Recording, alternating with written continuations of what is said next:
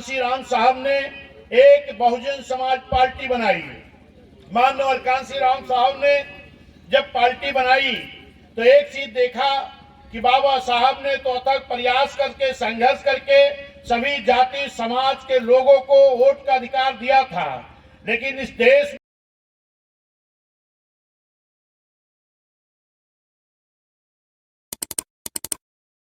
कांशीराम साहब ने एक बहुजन समाज पार्टी बनाई।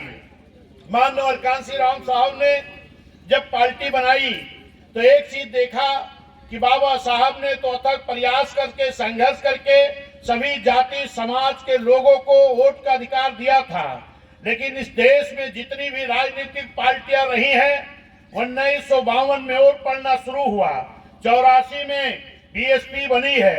इसके पहले तमाम ऐसे समाज के लोग थे जो वोट तो देते थे लेकिन वोट लेने का अधिकार उनको नहीं था, यानी उनको चुनाव लड़ने का अधिकार नहीं था।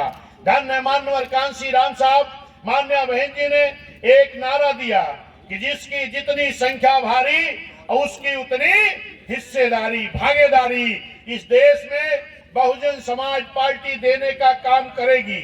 ये मेरे सम्मानित साथियों, पहली बार जिन समाज के लोगों को राजनीतिक भागीदारी पहले मिलती थी उनको भी देने का काम किया, जिन समाज के लोगों को राजनीतिक भागीदारी कभी नहीं मिलती थी उनको भी देने का काम किया। माननीय कांशीराम साहब की इसी विचारधारा के तहत जो इस देश में 52% बैकवर्ड आबादी वाले समाज के लोग थे, इनकी राजनीतिक भागीदारी मात्र 1.5 से 2% ही मिलती थी। ये तो बाबा साहब की देन थी जो आरक्षण के बल पर हमारे एससी एसटी समाज के लोग तो चुनाव लड़ने का मौका पा गए, लेकिन जो इनकी बराबरी में रहने वाले पिछड़े समाज के लोग थे, जो बाबा साहब की बात को शामन कमीशन जब आया तो उस वक्त नहीं समझ पाए, वो लोग आरक्षण से वंचित रह गए। लेकिन माननीय कांशीराम साहब ने बाबा साहब के विचारों पर चलते हुए, बहुजन महापुरुषों के विचारों पर चलते हुए अपनी पार्टी बना करके उन सभी समाज के लोगों को राजनीतिक भागीदारी देने का काम किया जिनको 32 साल तक चुनाव लड़ने का मौका इस देश में राजनीतिक दलों ने नहीं दिया था। बहुत बहुत धन्यवाद भारती जी। हमारे बहुत सारे साथी गाड़ियों में बैठे हैं और धूप की डर से बगल खड़े हैं। आप सबसे आग्रह है कि आप सामने पंडाल के अंदर रखी कुर्सियों पे बैठने का कष्ट करें और अपने सभी कार्यकर्ता साथियों से अनुरोध करते हैं कि अग्रपंक्ति में जो हैं वो मीडिया के कुछ साथी खड़े हैं, कृपया उन्हें स्वतः सम्मान पूर्वक स्थान देंगे। हम आवाज देना चाहते हैं।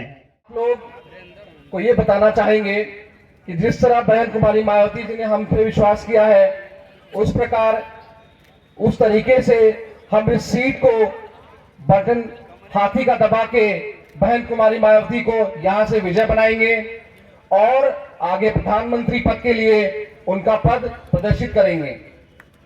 तो आप सबसे यही विनती है कि ईवीएम पे आप सिर्फ एक बटन देखें। वो कौन सा बटन होना चाहिए? हाथी का बटन। और आज का जो दिन हम सब के लिए बहुत ही महत्वपूर्ण दिन है। आज महान भाव कांशीराम जी का जन्मदिन है, उनकी जयंती है और इस मौके पे हम यहाँ पे उपस्थित हैं। कहीं ना कहीं इस समाज को एक करने में उनका पूरा योगदान है। और अगर हम श्रद्धा के सुमन डॉक्टर बाबा भीमराव अंबेडकर जी के लिए भी 2 शब्द अर्पित करना चाहेंगे।